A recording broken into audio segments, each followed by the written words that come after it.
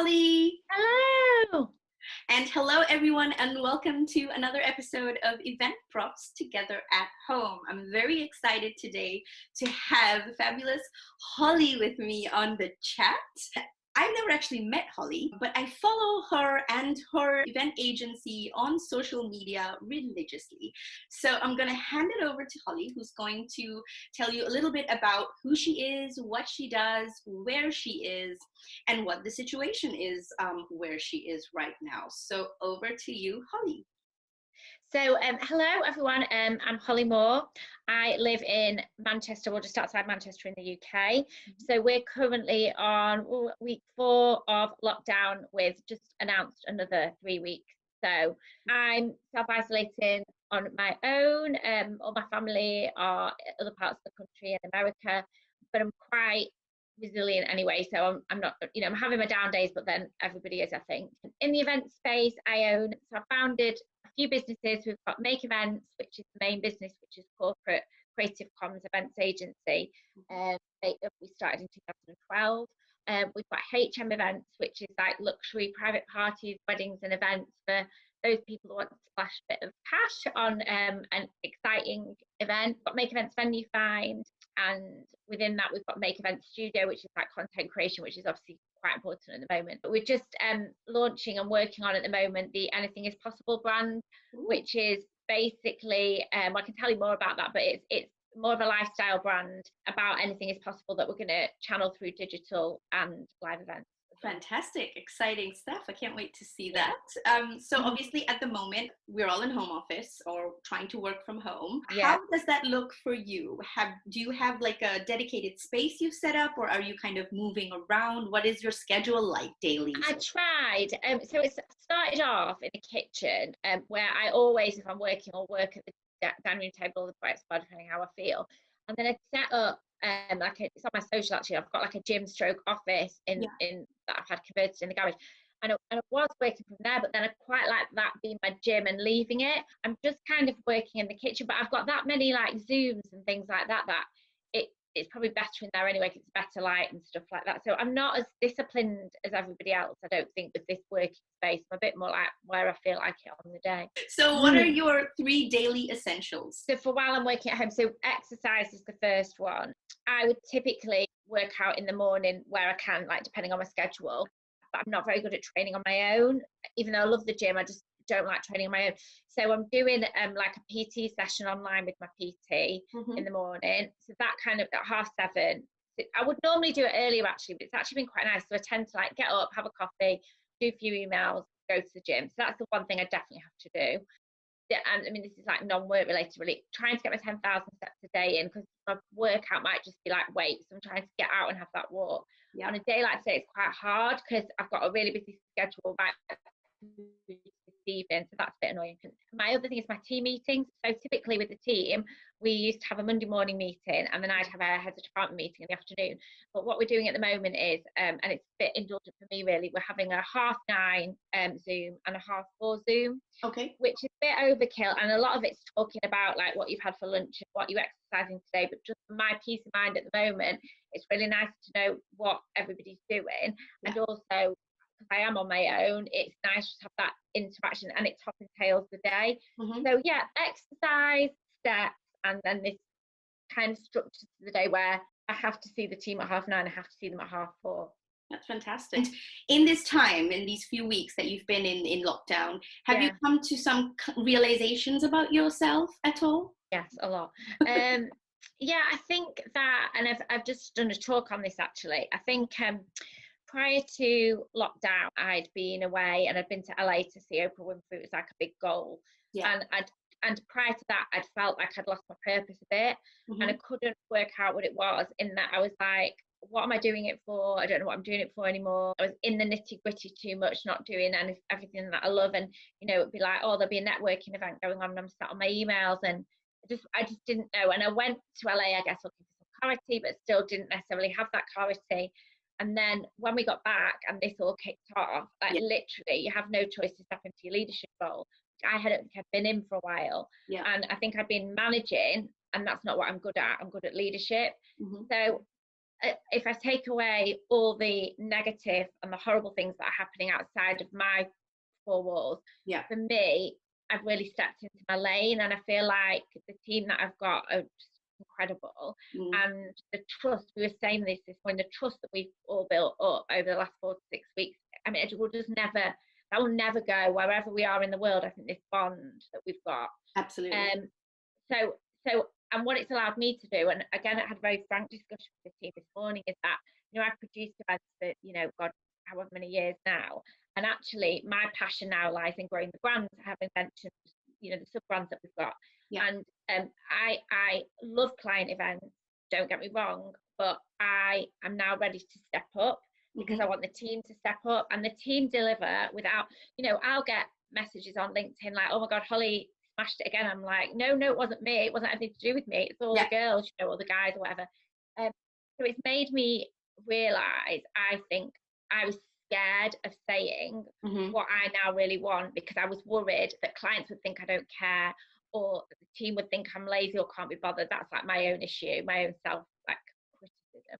Yeah. And I feel that in this situation, because you've got this pause, I don't want it to go back to how it was. So I need to start pursuing my dreams, which will make me happier, which will make business better, and it'll make the team happier because they've built the trust to be able to go away and do what they want to do. And I've also realised, wittering on now, I've always had like a nice home in terms of like aesthetically, like, because I do events, I love making space look nice. Yeah. But have I created a home? I probably haven't, because I've always put work first. So, oh no, I can't cook a meal, I'll just have Marks and Spencer's because I could do my emails, or if I could delegate something, I'd delegate it. And actually, the simplest things that I've had to do for myself in the last month, like building a chair, standing a bench, cooking a meal, I've got so much pleasure out of. And I don't want to go back to filling every little gap with work. I think I'd be more productive to contain that in a set period of time, and do some other stuff around it. So achieve more of a work-life balance, or a work-home. Yeah, and I know everyone says that, but I'm very like, have you ever seen that video my friend sent it me the other day, where you've got the jar with all the rocks, so you can fill the jar up with all the rocks, which are the big jar, then you can fill it up with the pebbles and the sand. That is me all over. If I can fill a gap with something to do, that is what I will do. Then I think that that those times that you feel are not that productive, because you stretch things out. So yeah, I do you know what I do think, and I hope we all do this. I think we can't go through this experience and not change in some way. And I would be annoyed of myself if I let myself go back to my old ways. I always need somebody to be accountable to not do that. Yeah, no, I completely agree with that. And I think we're all going to come out of this changed in some way. And I do think it will be for the better. I hope so, yeah. Yeah, I do. So, I mean, it might not be a business related better, but I think from a personal standpoint, it will be something good that would have changed internally for the better. Yeah. So what are you then doing? Obviously, you are a fitness buff, but what are you doing specifically for from a wellness perspective, both physically and mentally? Yeah, so I think the fitness speaks for itself, and and I've made no bones about it. So it is aesthetic, not just mentally, like I am vain. And then from the other point of view, so I've talked about it quite a lot. I used to have OCD. I've not had it for like 9 years, but I still see the psychologist that treated me at the Priory probably like every 3 to 6 months. If I'm going through something like life-changing, like I went through a divorce 2 years ago, so it was really important for me to navigate that with someone that understood my background. And touch wood, like any personal experiences I've had in the last 2 years, I haven't challenged my mental health at all. I'm actually really, really mentally strong. But it was important to me to be able to have that dialogue with him during lockdown. So we've had 2 sessions like this, and his advice to me was that he basically said, I'm sure this, and if everyone could understand this situation will challenge anybody's mental health, but it will particularly challenge people that have had mental health issues. And we're starting to see that in the UK at the moment in the news and stuff. And not only the people in lockdown, think of all the people on the front line that are witnessing the deaths and the way that is happening. There's going to be a lot of post-traumatic stress. So he's basically given me his guidance on how he thinks I can maintain my mental health during this time. So that's been important. So yeah, the fitness. The other thing is So I'm very all or nothing. So I was like, not going to drink through the whole of lockdown. And then my sister said to me, like, why would you do that? Because you can have a nice meal plan or whatever. So I'm trying to just have a drink at the weekends. Okay. And so I've got my fridge stocked with like my non-alcoholic beers, just because it would be too easy just to have a drink. That's important. And then just like cooking and being healthy. So I haven't stocked up with like loads of chocolate and cake and all that, because I would just like binge eat it. Yeah. So trying to, and you probably know this, we go out, don't we, so much with work, out meals and things like that. And even when you're being healthy, it's probably not that healthy, because the salad's probably got like all this on it. So kind of taking advantage of the fact that I can actually cook my own nice meals at the moment, which is nice. So yeah, food, probably not drinking enough water, but food, exercise, still seeing the psychologist, and yeah, like try not to drink. So basically trying to control the things that are within your control, because so much of what's happening right now is completely out of our control. Yeah. It's nice to be able to still have some access to be able to control part of the areas of your life that you can, which is great, I think, you know. Yeah. And one thing for me is like my massive thing, I think I said before, is guilt. Like I suffer with guilt terribly. And like my house is getting a real tip because I'm virtually as busy as I am normally. Yeah. And so yesterday I just said to the guys, do you know what, I'm going to take half a day off. And I felt like if I could just get everything straight and organised here, I'd be in a much better place, you know, for today. And I don't mind working the weekend at all. So it's things like that, you know. I'm trying to like fight my natural instinct, which is I should be working. Yeah.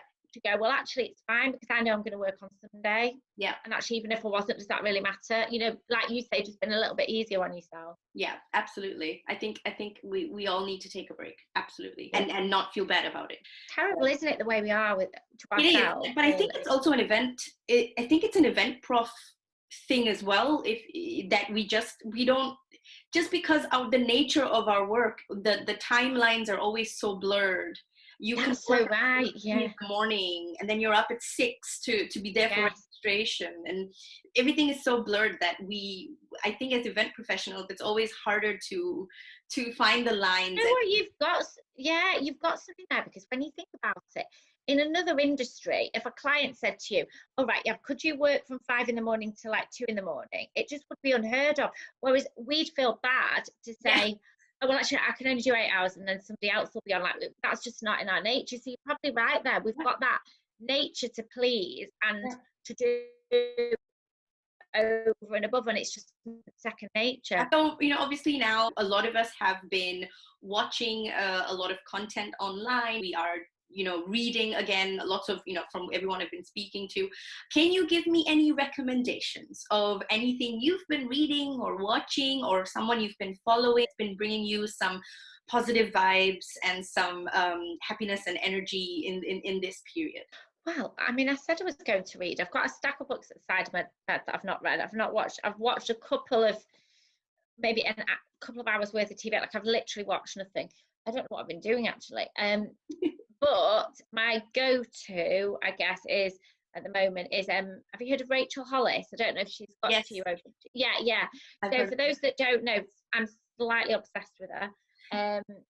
She was an event planner in LA, then got into like blogging about lifestyle, and now is in the motivational space and just like motivational conferences, books, podcasts. And then her husband, Dave Hollis, does it with her. And she's got 2 books, Girl Stop Apologising and Girl Wash Your Face, which are on audio or read it. They're brilliant. I would really, really recommend them at the moment. And then she does loads of coaching online and podcasts. And I really like her. Like, I listened to her podcast yesterday. It was all about habits and, you know, just talking about joy. And so I really like her. Mm-hmm. And then I'll always stick a bit of Oprah on YouTube, you know, like, yeah. Oh, I tell you what I have been watching, because I'm getting into cooking. I started watching a little bit of MasterChef. Yes. Yeah. So, and I used to watch that again before I started the business. I used to watch MasterChef. I used to absolutely love it. Yeah. So yeah, but I don't know where the time's going. Do you find your days go with? It's like well, though, right? Absolutely. I thought it would be like, oh my God, how is this day gonna pass? Oh, it's just like that. How is it 6 already? You know, like it's ridiculous. These people that I'm seeing online that are like, they're training twice a day and doing yoga and Pilates, and where the heck, what? But once this entire lockdown is over and all the shops Yeah. are open again and all the restaurants and everything is open again, where is the first place that you want to go?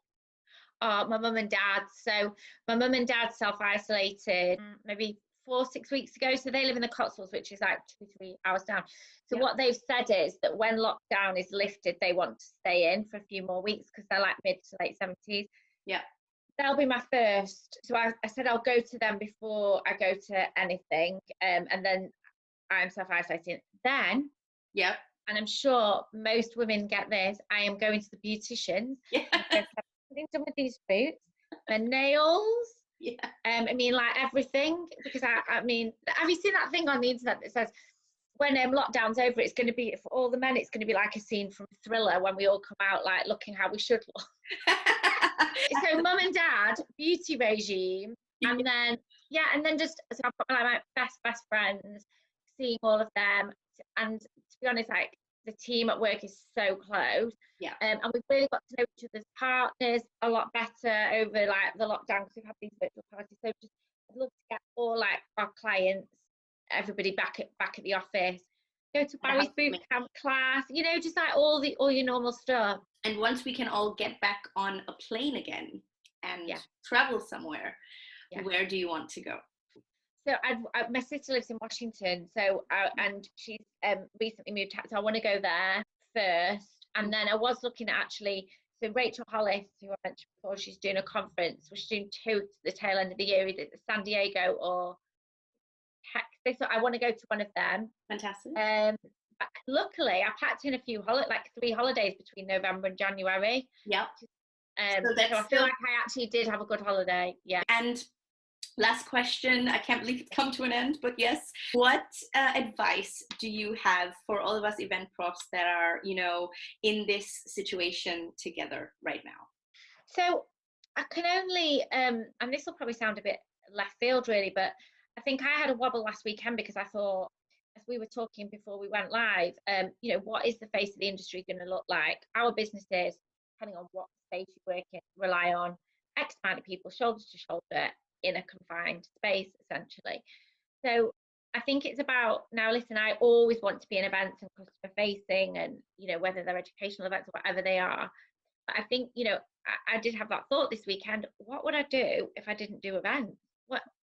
What would I do? I've done events and hospitality like years, what would I do? And so I'm pretty, you know, I'm quite sure that this is the space that I want to be in, but there will be a lot of event professionals that maybe over the years have thought, is this right for me now? Is it what I want to do? So I'd use this opportunity to really think about, is it definitely what you want to do? Or do you want to pivot, as the new expression is, and do something totally different? Because it is good.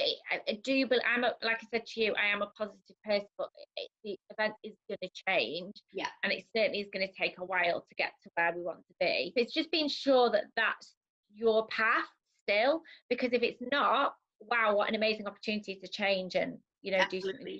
Yeah, I completely agree. That is fantastic advice. And thank you so much, Holly, for your time and the inspiring chat. And thank you everyone for watching another episode of Event Profs Together at Home.